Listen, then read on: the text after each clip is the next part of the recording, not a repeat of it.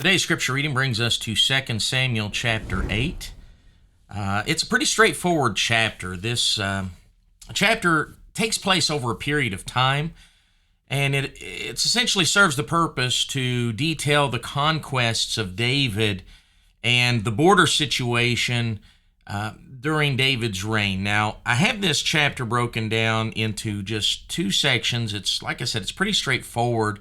The first 14 verses I have titled David's Conquests over Kings and Nations. And it goes through and speaks about how he had smitten the Philistines. I think they were the enemy on the west, if I'm not mistaken. And the Syrians, they were on the north. The Edomites had been on the south. And the Moabites would have been on the east. And there's some things to learn in this section other than simply what's going on in the conquests.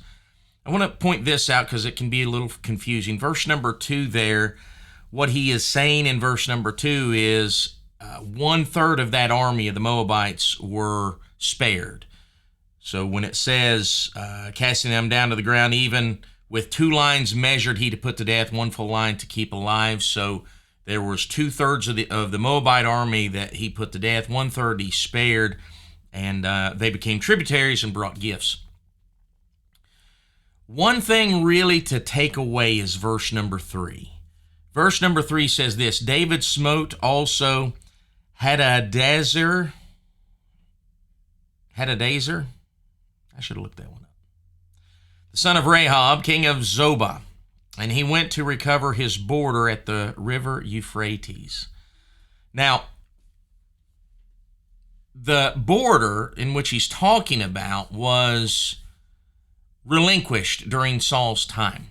In other words, they had this border set up to the river Euphrates, but because of what was going on in Saul's day, they had lost ground.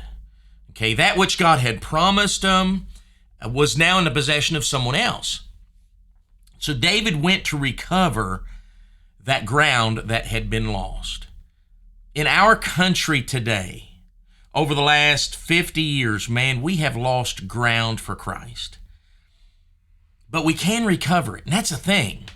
That's the thing. We need to be about recovering it. We need to go forward in the name of Christ and fight those battles so that we can reclaim the ground that has been lost. And David is proving right here that even when you go through years, remember Saul's reign was 40 years, you go through years of spiritual low, right?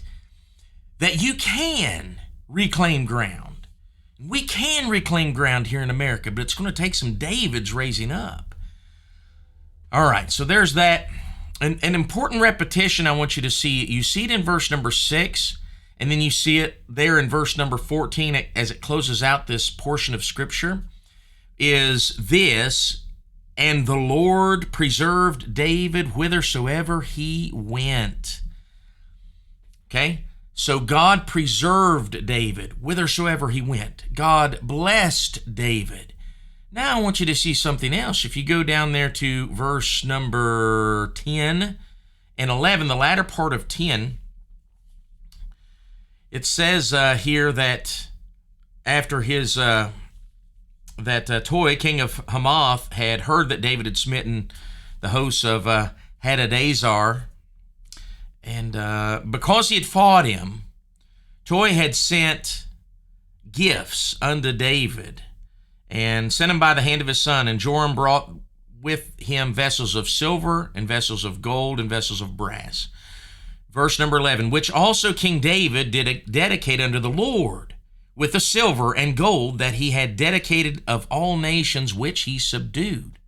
And so I want you to kind of see this flow that's happening, because God was with David whithersoever he went. And in David honored God in all that he did. Right there you see with the silver and gold that he had dedicated of all the nations which he had subdued. So God was with David, David honored God, God was with David, right? That's the cycle that you see happening here, and I believe that's the same cycle that happens in the lives of Christians if we will respond unto the blessings of God as David did. All right. Moving on, the second section that I have here is verses 15 through 18, just the last 4 verses of the chapter. And I have that titled as David's Governmental Setup. David, would have had advisors there. That was essentially his sons were his advisors in some capacity. Not necessarily, they did not guide his decisions, but they certainly had ear to the ground and went in the name of the king.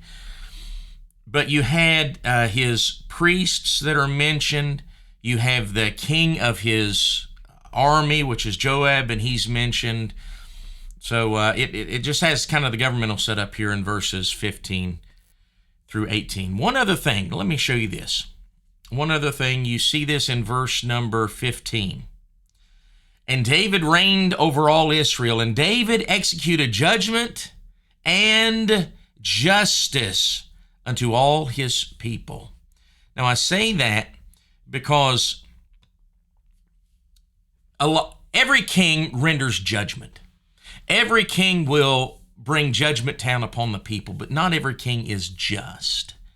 But that's exactly what it says David was. He rendered judgment and justice. He executed judgment and justice there, verse number 15. It reminded me, Psalm 84:14, justice and judgment are the habitation of thy throne.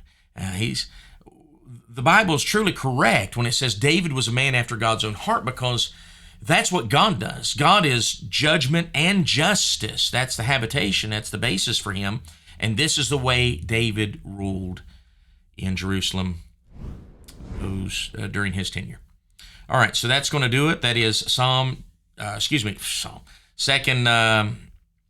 Samuel chapter 8. I hope this has been a help and blessing unto you. Lord willing, we will see you tomorrow.